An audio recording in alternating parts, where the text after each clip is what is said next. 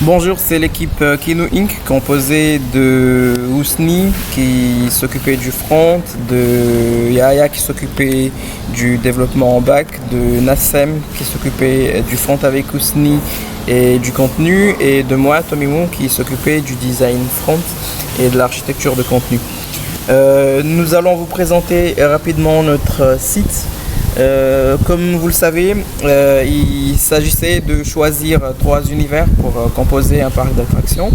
Nous avons choisi 3 univers: l'univers des dinosaures, l'univers enchanté d'un jardin où tout devient vivant lorsque les visiteurs s'y rendent, et un univers censé faire un bond aux visiteurs vers l'an 2100 pour voir combien la vie est différente de ce que nous avons ici à travers les innovations. Alors, notre site ici à l'accueil est composé d'un slider que vous voyez ici avec des appels vers les différents parcs. Après cela, nous avons une carte interactive SVG qui mène vers les 3 parcs d'attractions que nous avons.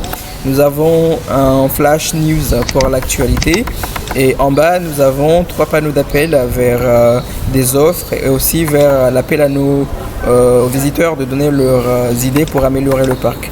Nous avons aussi ici un chatbot qu'on a conçu en intelligence artificielle qui permet de récupérer les avis de nos visiteurs pour avoir une idée de ce qu'ils pensent de nos services.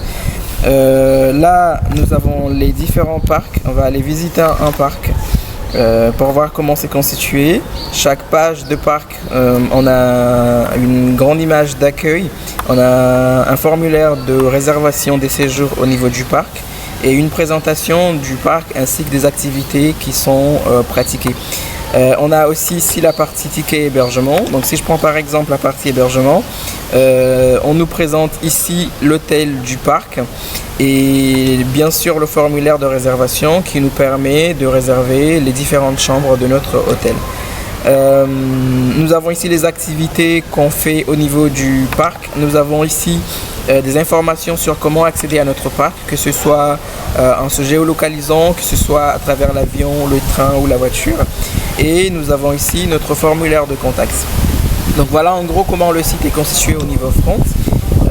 Au niveau back, bien sûr on doit se connecter, mais pour gagner du temps,